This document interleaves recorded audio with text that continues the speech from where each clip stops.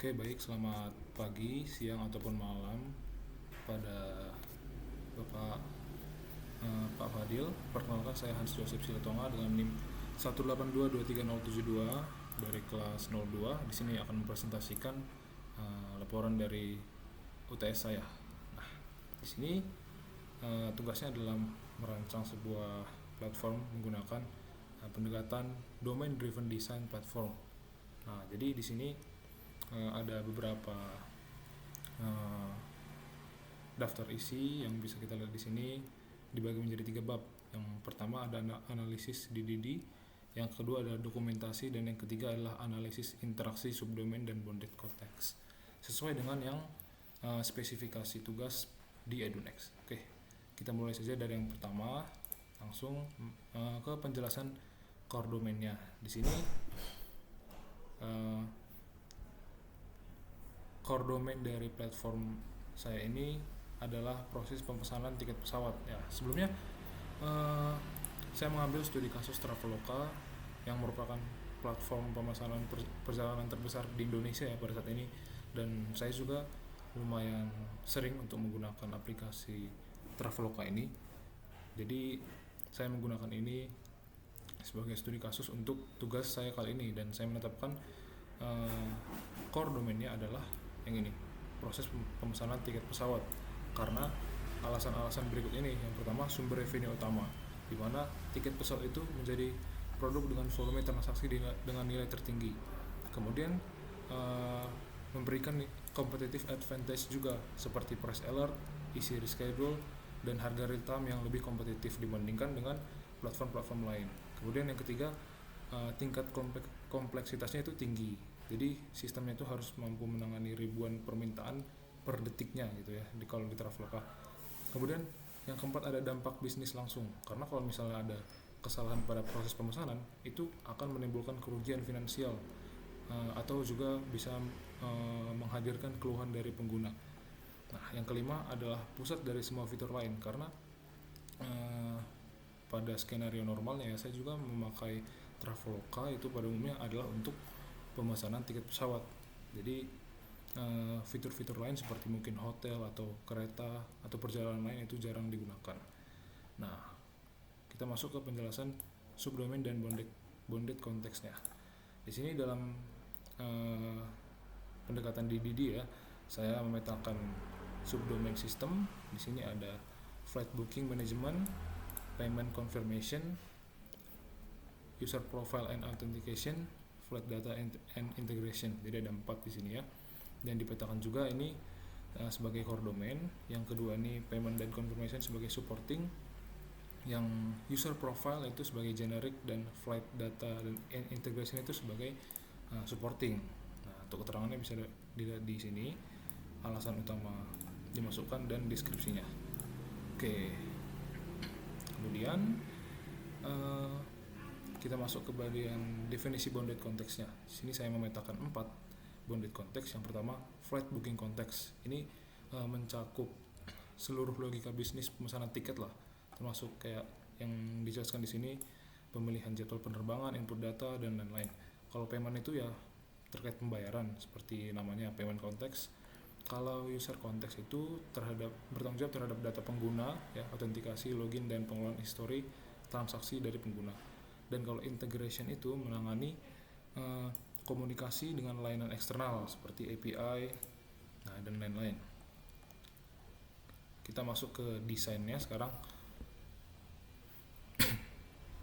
Nah, untuk pemetaan diagram deskripsi entity-nya ini, saya memetakan ada 3 value object dan juga ada 5 entity. 5-nya itu adalah booking, passenger, flight, payment, dan user.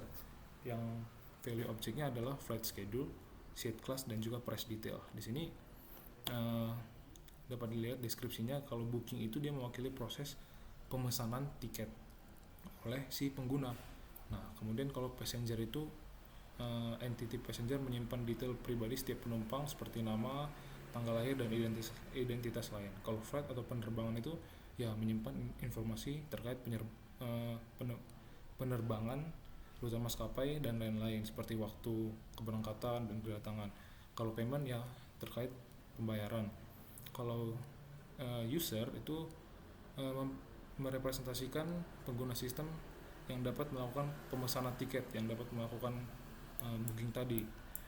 Yang value object pertama yaitu flight schedule, yaitu berisi waktu keberangkatan, waktu tiba, durasi perjalanan, dan dia ini nggak punya identitas unik karena dia melekat hanya pada flight. Kalau seat class juga dia ini value object yang menentukan kelas tempat duduknya dari pemesanan yang telah dilakukan user. Kalau price detail ya seperti namanya, detail dari harga-harganya. Kalau untuk pemetaan diagramnya sendiri dapat dilihat di sini. Tadi ya user punya user ID, name dan email terhubung ke booking dengan relasi one to one yang merupakan entity juga di sini. Kemudian di sini punya value object price detail tadi dari booking. Nah, price detail ini berisi ada base fare, ada tax ya, pajak, dan juga ada service fee. Dan ada terhubung ke entity-entity lain yaitu passenger, flight, dan juga payment seperti yang sudah dijelaskan sebelumnya deskripsinya. Dan flight ini punya dua value object lain yaitu flight schedule dan juga seat class. Yaitu flight schedule punya atribut departure time dan juga arrival time dan duration, sementara seat class punya atribut type dan multiplier. Nah, dari penerapan DDD tadi, saya memetakan beberapa keuntungan dan juga tantangan dari domain driven design ini. Ada 4 di sini saya petakan.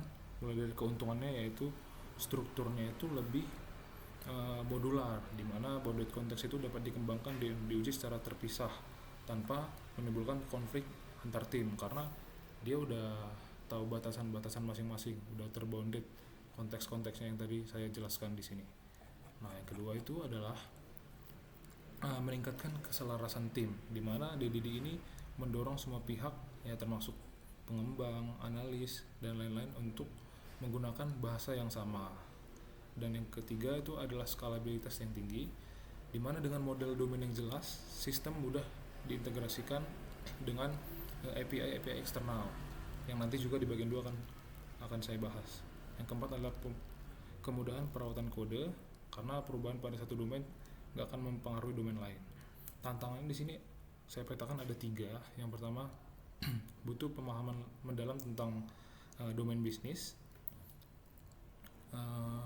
karena pengembang itu memang harus benar-benar memahami agar tidak salah arah ya. Kemudian kompleksitasnya awal yang tinggi karena tahap desain dan pembagian domain memerlukan waktu dan komunikasi intensif sebelum kode ditulis, dan juga sulit diterapkan untuk tim kecil tanpa pembagian peran. Jadi ini cocoknya untuk yang berat ataupun yang besar, domain driven design ini. Oke, kemudian kita masuk ke pemetaan dari API. Di sini API publik yang saya gunakan ada 3. Langsung saja di sini ada yang pertama adalah Open Sky Network API, ada Niger.date API, dan juga ada Fakerstore.date API. Nah, API yang pertama ini Open Sky itu digunakan untuk menampilkan posisi pesawatnya secara real time. Itu deskripsi singkatnya, dan format responnya itu adalah berupa JSON.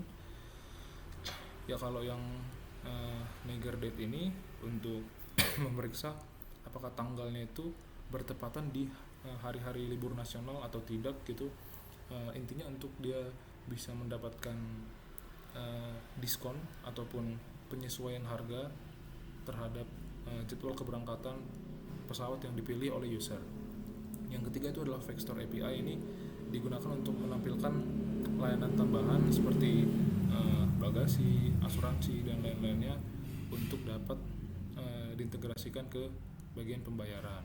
Nah, ketiga-tiganya format responnya adalah dalam bentuk JSON. Oke, ini tadi seperti yang saya jelaskan. Untuk kode integrasi API-nya sendiri dapat lihat di sini. Nah, ini tadi yang saya jelaskan. Untuk yang API pertama, OpenSky Network itu dia akan menampilkan pesawat sesuai dengan di sini kan ada, atau kita buka dari webnya saja. Di sini user akan mengisi bandara awal dan bandara tujuan, kemudian dia akan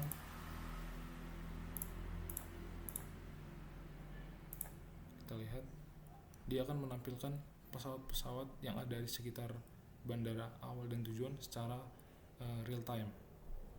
Nah,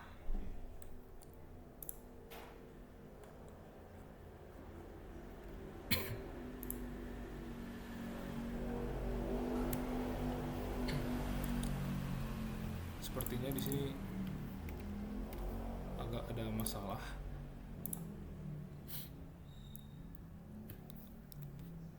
Seperti ada masalah jaringan di sini. Oh iya, saya lupa mengisinya tadi. Oke, nah tampak di sini ini adalah titik-titik pesawat secara real time yang ada saat ini. Yang saya ambil datanya dari OpenSky API tadi yang ada di API pertama. Nah, kalau API kedua itu digunakan untuk memeriksa apakah tanggal keberangkatan merupakan hari libur nasional. Misal kita pilih tadi 10 November. Nah, di sini dia akan mengecek apakah ada peak hour ataupun ada hari libur nasional, dan dia nanti akan mengintegrasikan ke harga ataupun pembayarannya. Kemudian kalau API yang ketiga itu Vector ini digunakan untuk menampilkan daftar layanan tambahan yang dapat dilihat di sini. Nah, kalau kita lihat di sini ada layanan tambahan, yaitu ada bagasi, asuransi, entertainment, dan lain-lain. Ini adalah data yang diambil dari API yang ketiga tadi, yaitu Vector API. Nah, oke, itu untuk bagian API-nya. Lalu kemudian kita masuk ke bagian analisis interaksi subdomain ataupun bounded konteksnya. Yang pertama kita bahas terlebih dahulu skenario bisnisnya, ya. Di sini saya menentukan ada dua bounded konteks yang paling membutuhkan interaksi dalam platform saya ini, yaitu flight booking konteks dan juga payment and billing konteks. Karena kedua-dua ini berperan penting, karena kalau seorang user ingin masuk ke platform, tujuan utamanya adalah memang untuk membooking pesawat atau memesan pesawat, dan juga membayar agar dia mendapatkan tiketnya. Nah, jadi kalau nggak ada koordinasi, ya seluruh sistem tidak akan mencapai tujuannya dengan baik, karena tiap tiket yang dipesan harus terverifikasi dengan status yang valid, seperti itu.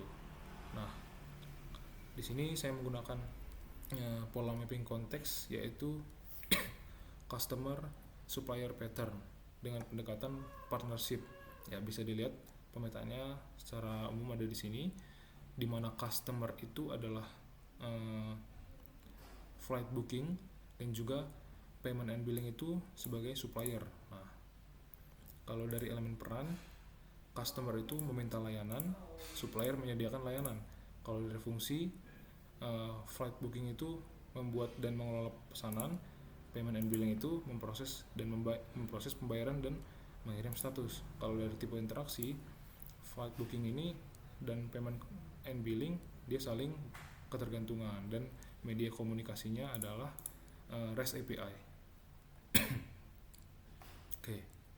Kemudian penggunaan domain event di sini, domain event yang saya petakan di sini adalah di mana peristiwa yang dipublikasikan ketika suatu aktivitas penting terjadi dalam domain tertentu.